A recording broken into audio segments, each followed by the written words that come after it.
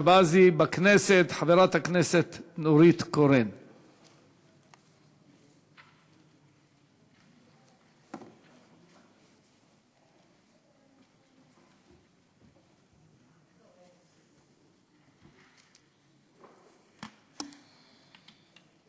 אדוני היושב-ראש,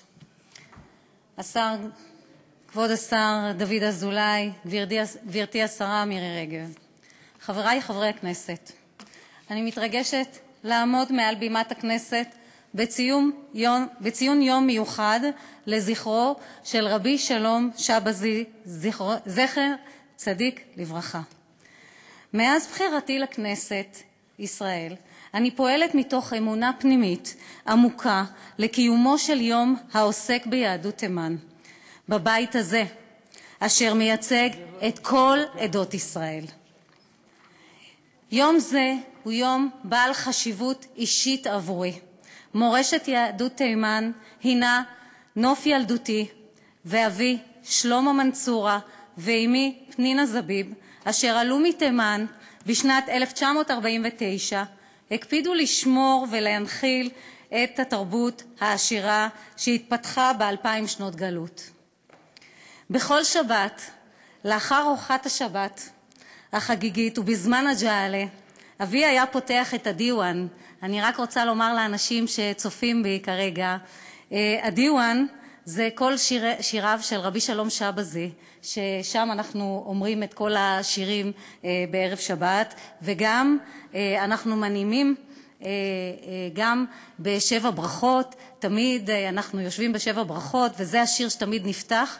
ואני רוצה לומר לכם שגם כאשר נפגשים ביחד, פותחים את הדיוואן ומתחילים לסלסל את הזמירות, והזמירות מדברות על הכמיהה לציון. לפני כ400 שנים, בעיצומה של גלות יהדות תימן, בתקופה קשה ומצוקה של יהודי תימן, שהגיעה לשיאה בניסיון לגרש אותם מתימן ב-1679, דרך כוכבו של הרב שלום שבזי, מנהיגם הרוחני של יהודי תימן, שהיה איש רוח, משורר, סופר, פילוסוף, גדול בתורה ובקיא במדעי התקופה. את ייחודו מצא שבזי בשירתו, אשר התמקדה בנושא הגאולה והשיבה לציון, וחיזקה את יהודי תימן בגלותם הקשה, וליוותה אותם בשמחה גם בעלייתם ארצה. מבין כ10,000 שירים שנמצאו עד כה בכתבי היד התימניים, כ900 מתוכם נכתבו על ידי רבי שלום שבזי, מה שמציב אותו כאחד מגדולי המשוררים בכל קהילות ישראל, בגולה ובארץ ישראל. מדובר בשירה יהודית, אנושית וציונית, שמילאה את לבבות היהודים במשך הדורות בתקווה, ערגה ואהבת הארץ, כפי שמעיד הבית הבא מתוך שירו של רבי שלום שבזי.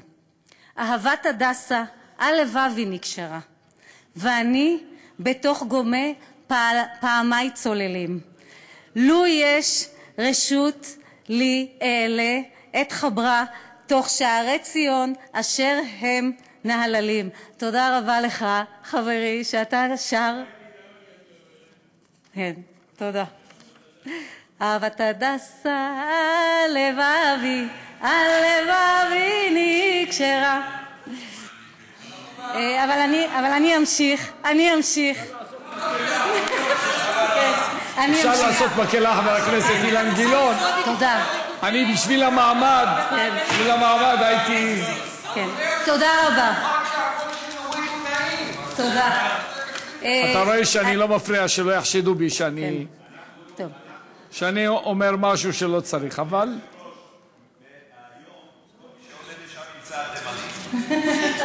זה קצת בעיה, כי אין הרבה מקום פה. זה בעיה. יש כאן כללים. אז ככה, אני רוצה לומר שגם היום, אחרי 68 שנים, לאחר קום המדינה, יהודים מכל קצוות תבל משתוקקים להגיע ארצה, והכמיהה לציון נטועה חזק בליבם. והזמרים שקמו לעדה, כמו אהרון עמרם שיושב איתנו כאן, הנה הוא פה, משה ענקי, ציון גולן, אהרון ירימי ועוד רבים וטובים שומרים על המסורת שלנו ושרים את השירים המקוריים שנכתבו בתימן. אני רוצה לספר לכם, אדוני היושב-ראש, שמאז בחירתי לכנסת פניתי לשר החינוך נפתלי בנט בבקשה לפעול להכללת מורשת יהודי ארצות ערב והאסלאם בכלל, ובתוכם את מורשת יהודי תימן, בתוכניות הלימודים במערכת החינוך. אני מודה לו, לשר החינוך, על כי הודיע לאחרונה על הקמת ועדת מומחים ברוח זו. הנני מבקשת שבאותה מידה שישבו אנשי מקצוע ומומחים על תוכניות לימודים בכל התחומים במשך 6 העשורים האחרונים, כך יקדישו אנשי המקצוע של משרד החינוך את ידיעותיהם וכישוריהם ומרצם לפיתוח נרחב של מערכי שיעור ולימודים על תולדות יהודי ארצות ערב והאסלאם. כמו כן, אני פונה לשר החינוך לכלול באופן מיידי את האוצר שהזכרתי בדבריי, של אוסף השירה והיצירה הספרותית של רבי שלום שבזי, ולהקנות לו את מקומו הראוי במערכת החינוך הכללית של מדינת ישראל. לסיכום, אני רוצה להודות לך, חברתי שרת התרבות והספורט, חברת הכנסת מירי רגב, על תמיכתך ביום היסטורי זה ועל פעילותך מתחילת הקדנציה לקידום שימור מורשת יהדות ארצות ערב והאסלאם ויהדות תימן בפרט. ואני רוצה לספר לכם שלפני מספר חודשים הגשתי הצעת חוק להקמת רשות לאומית לתרבות רבי שלום שבזי, והיום סוכם עם משרד האוצר ומשרד התרבות שהשרה מירי רגב ששימור מורשת רבי שלום שבזי תתחזק ותקודם במסגרות התרבות בישראל. ואני רוצה להודות לסיום לכל העמותות הפועלות בהתנדבות לשימור המורשת של יהודי תימן, האגודה לטיפוח חברה ותרבות, העלה בתמר, הליכות עם ישראל, אפיקים, שרשרת הדורות, וכמובן לתחנת הרדיו על שם רבי שלום שבזי. ואני יודעת שאתם עושים עבודת קודש ואתם משלימים את העבודה שהממשלה לא עושה. אני מקווה שהיום הזה יביא לכך שרק נקדם את התרבות של כל יהודי ארצות האסלאם, ואני מאוד מקווה שגם יהדות תימן תעלה על נס. תודה רבה. תודה לסגנית יושב-ראש הכנסת, חברת הכנסת נורית קורן. יעלה